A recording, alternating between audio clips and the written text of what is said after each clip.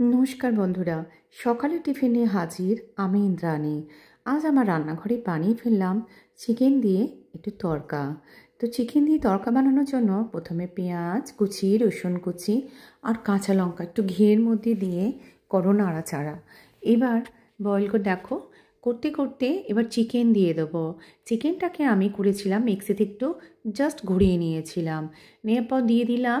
দেওয়ার পর এবার বয়েল করে রাখা যে মুখ কড়াইগুলো তড়কা কড়াই, সেগুলোকে দিয়ে এবার কাশ্মীরি লঙ্কা গুঁড়ো, হলুদ গুঁড়ো এগুলো দিয়ে ভালো করে একদম মিশিয়ে ফেলো।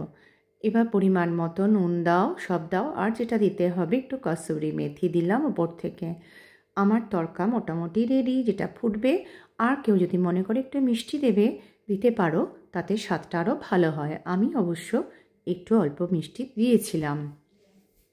তো এই সকালবেলা আমি এই তড়কাটাই বানিয়ে ফেললাম। এটা স্বাস্থ্যের জন্যও ভালো আর খেতেও হয়েছিল খুব ভালো। এর সাথে ডিম সেদ্ধ ছিল, রুটি ছিল, তড়কাটা তো অবশ্যই ছিল, আর তার সাথে ছিল দই, টক দই, আর ছিল একটা মিক্সড ফ্রুট জুস। এটাই ছিল সকালে টিফিন। রোজ দিন তোমাদের সাথে শেয়ার করি, আর একদিন না দিলে আমার নিজের কাছে খুব খারাপ লাগে, জানো তো। তো তোমাদের কেমন লাগে আমাকে অবশ্যই জানিও কিন্তু।